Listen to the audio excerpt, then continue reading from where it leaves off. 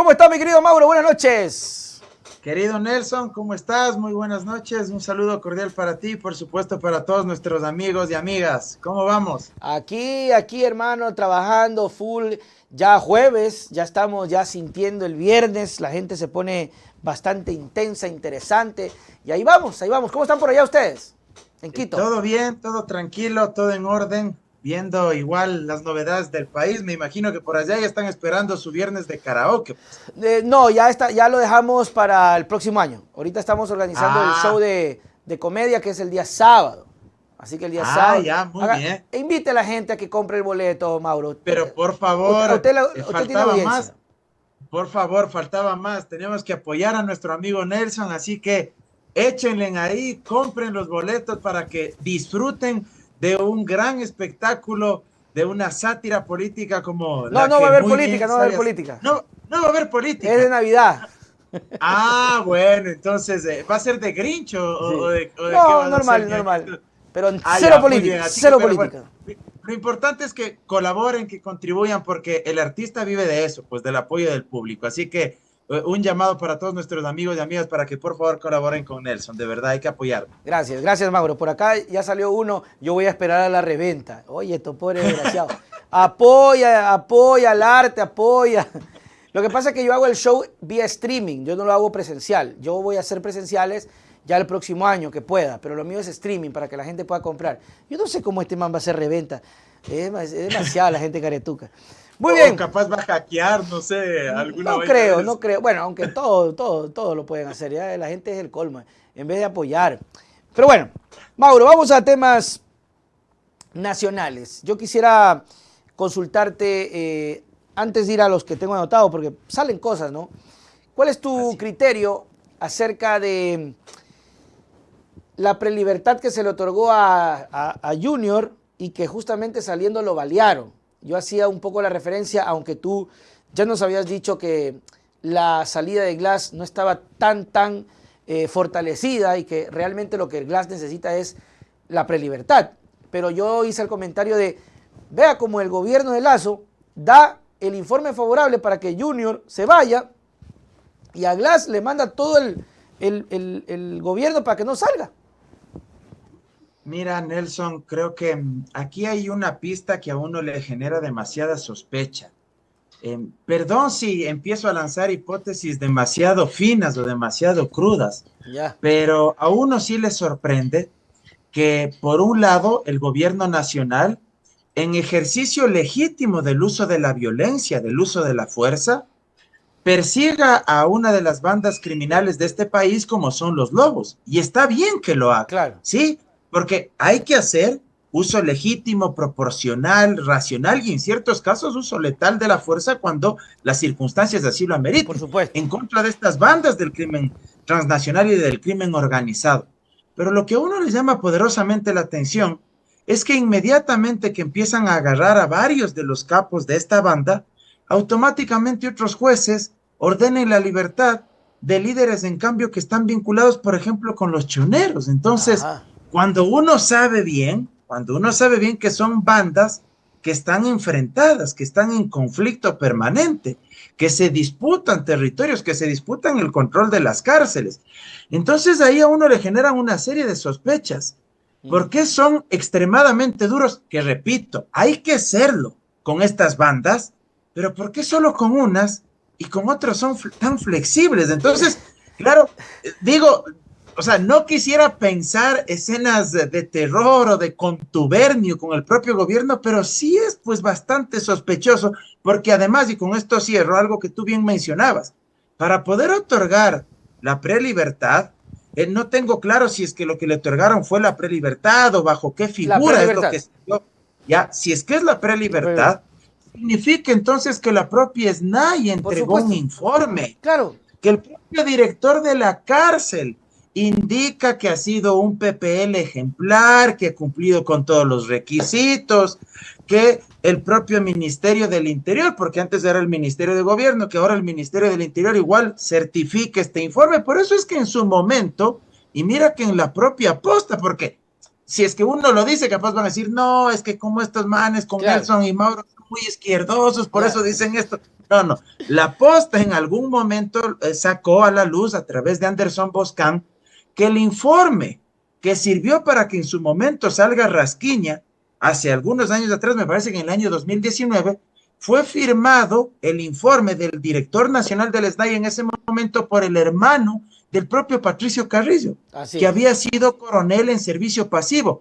¿Y quién estaba de ministra de Gobierno y del Interior? Porque estaba fusionado en ese momento ese ministerio, María Paula María Rom. Paula Romo. Entonces, a uno sí le sorprende que hoy en día nuevamente vuelvan a reproducirse estas mismas prácticas con líderes de los choneros, pero de otra parte el gobierno es sumamente fuerte, que una vez más por tercera ocasión, porque no quisiera dejar ahí medio suelto esto para que luego editen y digan Ajá. que uno está a favor de estas bandas. No, no, está bien que sean súper fuertes desde el régimen, pero ¿por qué solo con unos y con otros tan flexibles? Claro, eso es interesante, Mauro, porque efectivamente es lo que la gente ha cuestionado, y no solamente tú, sino incluso los mismos mensajes de cuando hablaban estas filtraciones, decían pues los reos, los PPL, que por qué solamente con un grupo, y se generaba esto, ¿no?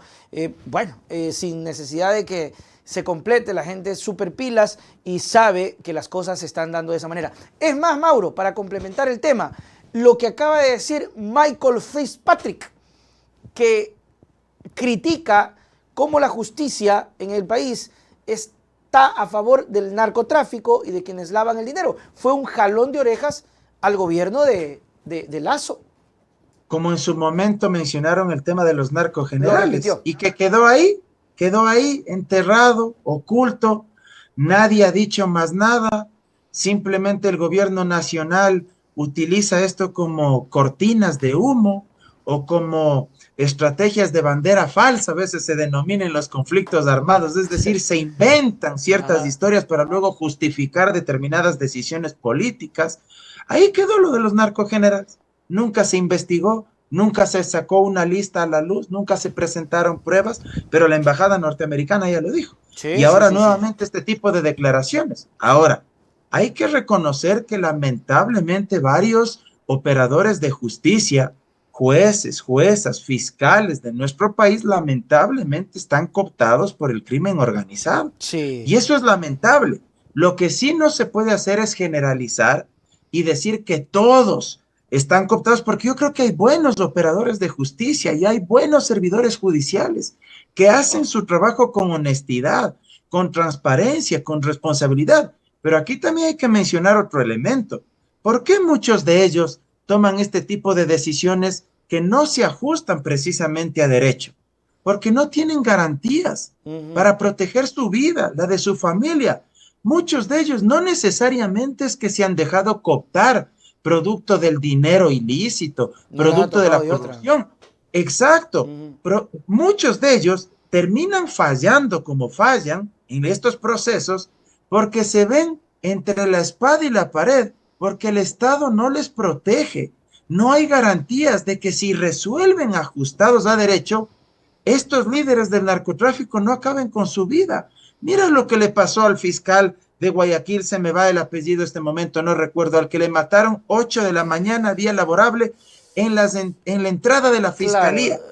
Y Ay, le sí. valieron, y le valieron. Y su esposa me parece que es jueza también, la viuda del fiscal. Ujú. ¿Con qué garantías esos operadores de justicia van a resolver ajustados a la Constitución y al marco legal de nuestro país? Ujú. Si saben que si actúan de esa manera, su vida y la de sus familiares corre peligro. Entonces aquí también hay otro elemento. De hecho, a juezas hace poco le quemaron un carro y todo eso. Y siguiendo en el mismo tema de la inseguridad, ¿cómo ves, Mauro, el tema del proyecto que presenta el presidente de estas reformas, que tiene ya aparentemente una viabilidad? Porque UNES incluso dijo, vamos a apoyar, aun cuando en su momento lo quiso hacer Correa, si no mal recuerdo, y hasta Lazo se opuso, y se opusieron, muchas personas se opusieron. Pero hoy UNES dice, ok, vamos a apoyar, aunque tal vez no sea lo que se necesita o la solución, pero por lo menos es un paso. ¿Cuál es el criterio en ese sentido? La semana pasada algo ya comentamos sobre este tema contigo, Nelson, y yo les había dicho a nuestros amigos y amigas que nos escuchan semana a semana, que uno no sabe con cuál Guillermo Lazo quedarse. Claro. Si con el Guillermo Lazo del 2012, cuando tuiteaba en contra de esa enmienda constitucional de que las Fuerzas Armadas colaboren en el mantenimiento del orden y de la seguridad interna de manera coordinada con la Policía Nacional, si quedarnos con el Guillermo Lazo de la entrevista en Radio Democracia acá de la ciudad de Quito en el 2015, cuando se opuso a esa enmienda constitucional, cuando dijo que los militares no tenían una formación adecuada para salir a precautelar el orden interno, o quedarnos ahora con el Guillermo Lazo que va con gorrita de militar, con gorrita de policía, ahora a todos los eventos con gorrita del GIR, se siente Bukele, criollo acá, o sea, no sabemos con cuál Guillermo Lazo, con qué Guillermo Lazo quedarnos, porque hay contradicciones en su discurso y en su práctica política. Más allá de eso, la propuesta de reforma parcial a la Constitución, la gente tiene que saber y tener claridad en lo siguiente. Jurídicamente tiene que pasar 2 debates en la Asamblea Nacional. El segundo debate 90 días después del primero. Mucha atención con esto. 90 días después del primero. Al menos, dice la Constitución. Eso significa que no necesariamente puede ser en los 90 días, sino que puede ser en 100 días, en 120, en 130. ¿Sí? Al menos 90 días. Cuando se haga el segundo debate se necesita 70 votos en la Asamblea. Al parecer, con los votos de UNES que ya se han pronunciado, yo sospecho que también los socialcristianos votarán a favor, habrá los 70 votos. Pero luego de esa votación, no es que ya entre en vigencia esa propuesta.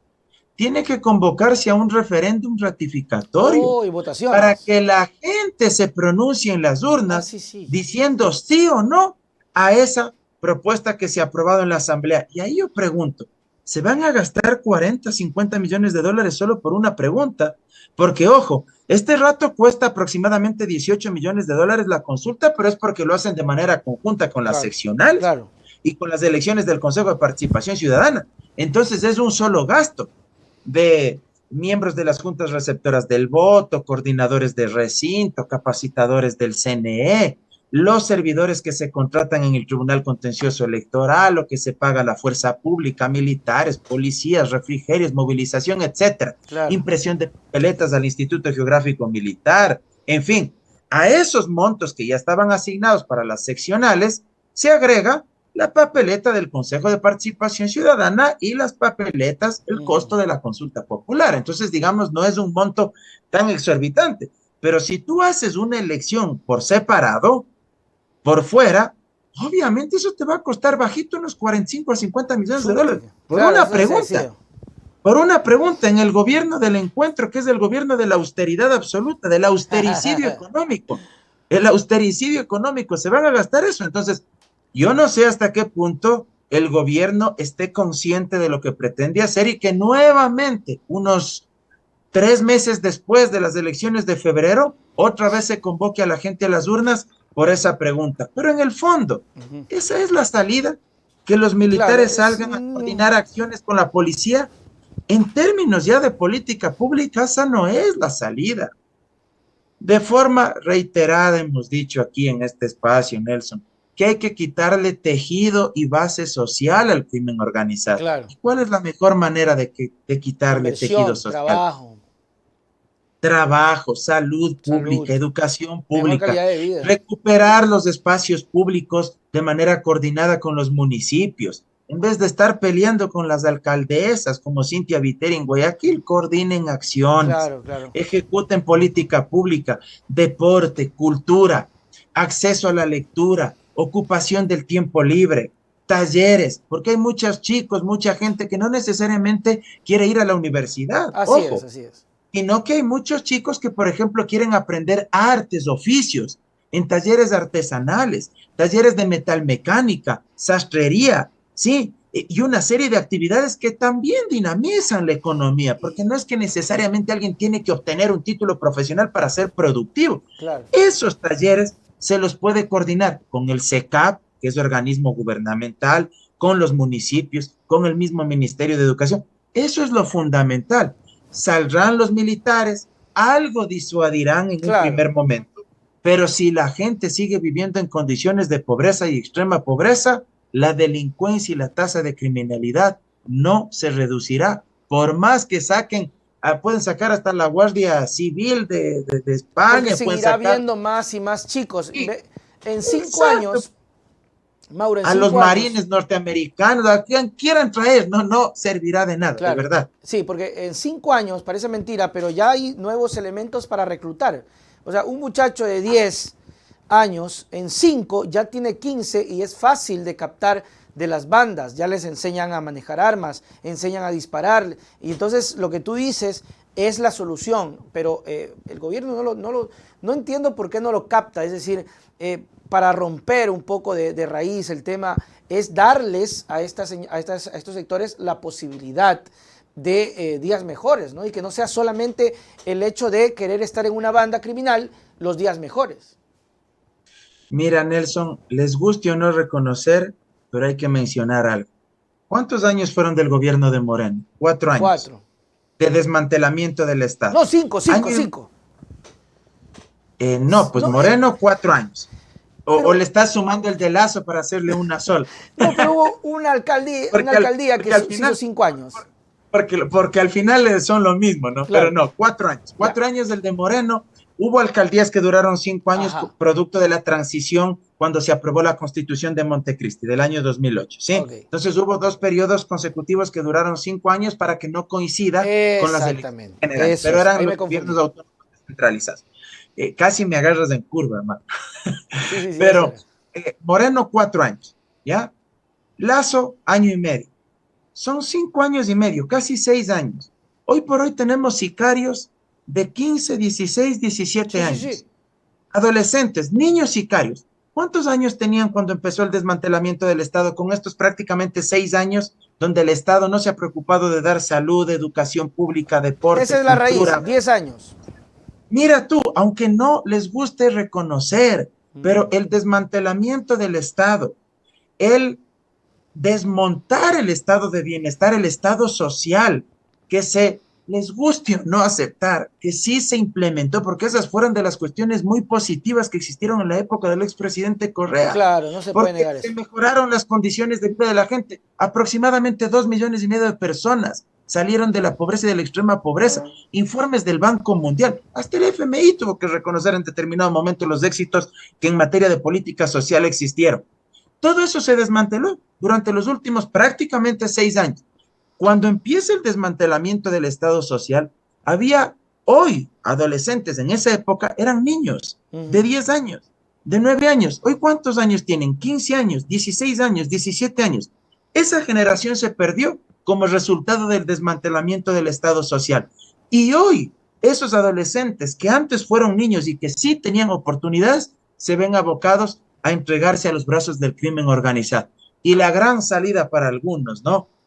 Penalicemos también a los niños y adolescentes y tratémoslos como adultos, como si esa sería la salida. Algunos dicen eso. Libre porte de armas de algunos, que salgan los militares, La la tabla propuesta del del umbral. gobierno, eliminar la dosimetría, que Ujú. además solo son parámetros para diferenciar a un consumidor que tiene un problema de salud pública, un adicto, de un narcotraficante o de un microtraficante, que no es lo mismo. O sea, yo no entiendo cómo diseñan las propuestas de esta gente, incluidos asambleístas que, entre comillas, se supone son progresistas o de izquierda, porque apoyan este tipo de propuestas de algunos legisladores de Pachacuti, Claro. lo cual es vergonzoso a todas luces.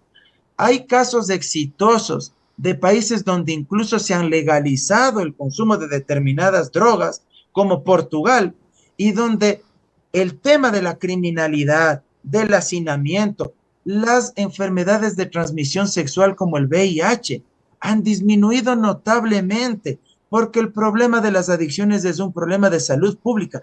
Esta gente que propone esto de eliminar la dosimetría y los parámetros, los umbrales para diferenciar a los consumidores de los traficantes, quiere llenar las cárceles del país con consumidores, quiere condenar a la muerte a un consumidor en vez de exigirle al Ministerio de Salud Pública que invierta en salud pública, en psiquiatras, en psicólogos, en medicina que desintoxique a las personas que sufren este tipo de problemas. Ujú. Quiero mandar un saludo acá que me envió Franklin López, saludos. Villavicencio habrá dicho algo ya de Rasquiña. dice por acá. Y nos envía un saludo León A. Guzmán desde Nueva York para Nelson y Mauro por informarnos con humor y veracidad a los Un migrantes. abrazo para Leona, un abrazo para Leona. Aquí nos envió ya para la entradita que compró la entrada León A. Guzmán. Por favor, León, escríbenos para poder registrarte. ¿León o León Guzmán o Leona? León. Yo estaba diciendo Leona, León Guzmán. Entonces, León A. Guzmán. Se va a enojar nuestro amigo León Guzmán. Sí, no, es súper colaborador, súper colaborador. Muy bien. Qué bien, qué chévere, qué bueno, qué bueno, de verdad. Mauro, ¿podría ser la clara diferencia de los modelos? Es decir, el grupo de personas que te dicen, si ese muchacho es un vago, pues que se acabe, que lo metan a la cárcel y ya, porque yo soy el que trabaja y yo soy el que soy la víctima. Ese vago, tal y cual, debe estar en la cárcel porque para mí me estorba. Y el otro modelo es, oye, aguántate un chance. Es un tipo que merece una segunda oportunidad y que no es un criminal sino un enfermo y debemos invertir ahí, hay que darle chance. Ese podría ser un resumen de los modelos, Mauro.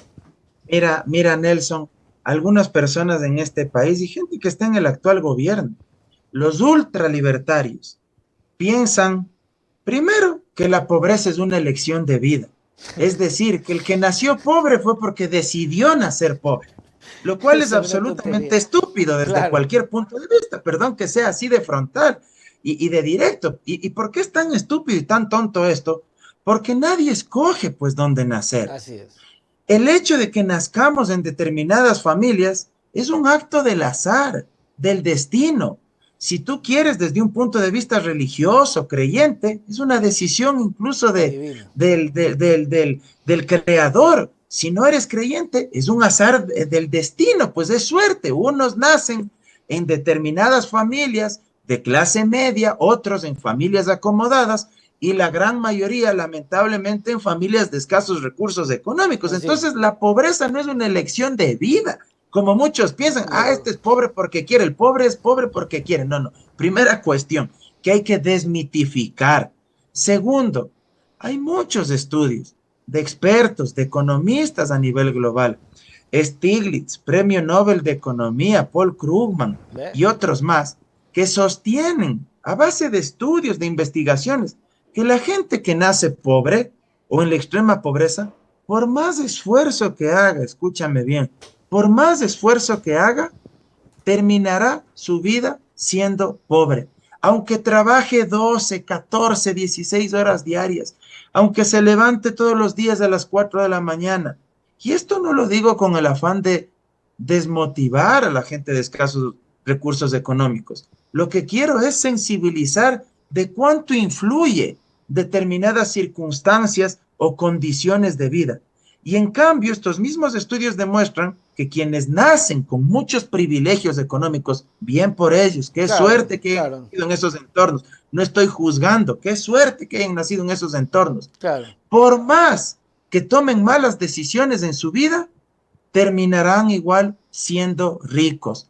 Porque además la riqueza, y esto es muy importante, Nelson, ya que reflexionamos sobre esto, no solo es riqueza económica.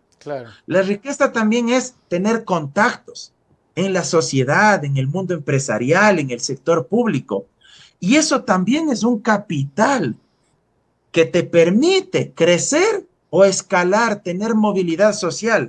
Porque yo te pregunto, ¿tendrás los mismos contactos un obrero que todos los días trabaja 12, 14 horas diarias, que de pronto alguien que nació en una familia acomodada, que tiene vínculos políticos, empresariales, económicos, en el sector público igual? No es lo mismo. Ese capital social que tiene el que nació en una familia acomodada también es una forma de tener riqueza, que te permite avanzar en la vida.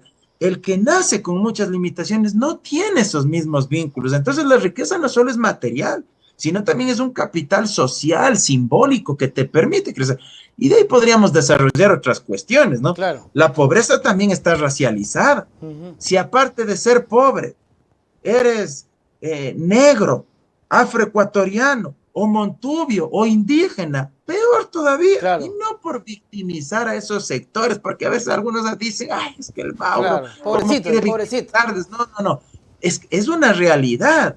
No es lo mismo, pues, nacer en la ruralidad que nacer en una ciudad, a nivel urbano. O es lo mismo, yo les hago la reflexión. No, no, En no, el para campo hay nada. muchas Es más totalmente limitaciones, diferente. desde servicios básicos.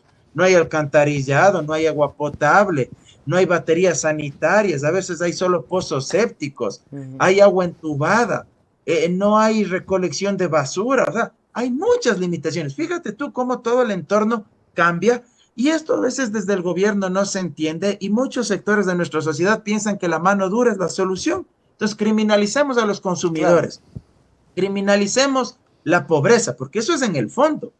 Y algo importante, ya les quisiera ver yo a las élites de este país que muchos de ellos o algunos de ellos seguramente tienen hijos que también fuman marihuana o que Sí, sí, consumen sí, algún claro, tipo sí, de sí. droga.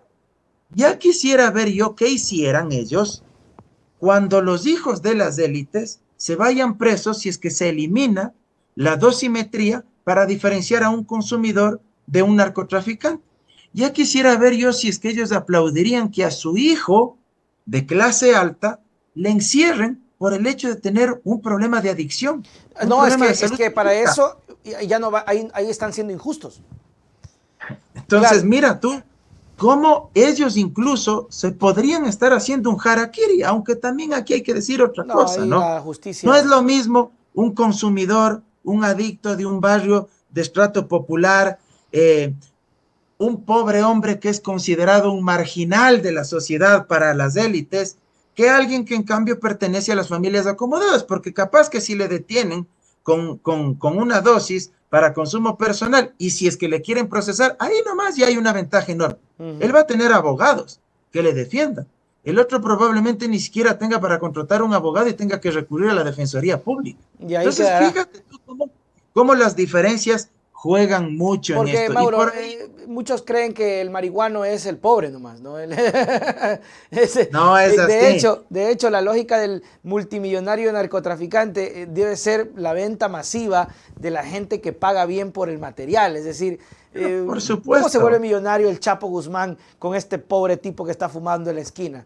Es muy poco Estados probable. Unidos, Estados Unidos es el país donde más se consume Claro. drogas, y no solo ilícitas, como muchas que conocemos, heroína, éxtasis, sí, metanfetaminas. Estados Unidos también es el país donde más ansiolíticos y benzodiazepinas se consume. ¿A qué me refiero? ¿Qué es eso? Pastillas para dormir, Ok. pastillas para la depresión, para la ansiedad, ¿sí? Es el país donde más se consume eso. Entonces, también tenemos que entender el contexto global y se ha demostrado en el mundo entero que la guerra contra las drogas no ha dado éxito. Ah, Si eso sí es no, verdad. Colombia ya no sería el mayor productor de cocaína. México, con la extradición del Chapo Guzmán, ya habría resuelto los problemas. Por eso es que México, en su determinado momento, cuando le agarraron preso al hijo del Chapo, el Estado se vio sometido y tuvo que liberarle, porque si no se iba a armar una guerra del San Flautas. Entonces, fíjate tú cómo a veces se engaña, pero repito, las élites también piensan como que este es un problema solo de los marginales, como Claro. ellos dirían, ¿no? Entonces no es un problema que les afecta a ellos. El día que se acabe la dosimetría para diferenciar a los consumidores de los narcotraficantes, los propios hijos de las élites se pueden ver en Es problemas. peligroso, yo no sé si te lo decía a ti, pero hay un popular presentador de televisión que él consume, lo dice de frente y él dice que más bien le ha hecho bien para su vida y que él consume todos los días. Imagínate tú, o sea, el pana no debería tampoco, perdón, no creo que debería ir preso, o sea, no creo que deba estar en la cárcel. Mauro Andino, muchísimas gracias, mi querido amigo, por siempre darnos tu tiempo para conversar de todo, que es lo más chévere en este espacio. Tus palabras para despedirnos. No, agradecerte a ti, Nelson, como siempre, y sobre este tema igual de la legalización de determinadas drogas, no de todas, pero de determinadas drogas, por ejemplo, para uso terapéutico, para uso recreativo.